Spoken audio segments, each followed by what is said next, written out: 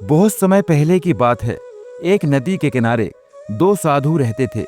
एक अनुभवी और वृद्ध था, दूसरा युवा और ऊर्जा से भरा हुआ।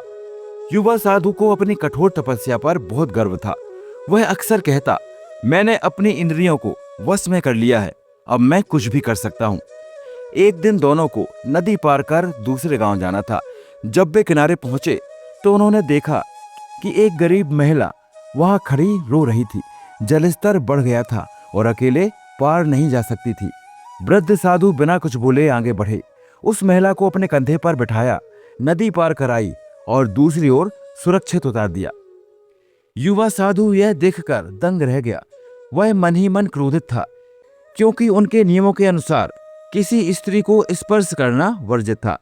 2 घंटे की पैदल यात्रा के बाद जब उनसे रहा नहीं गया तो युवा साधु चिल्लाकर बोला, गुरुजी, आपने तो नियम तोड़ दिया।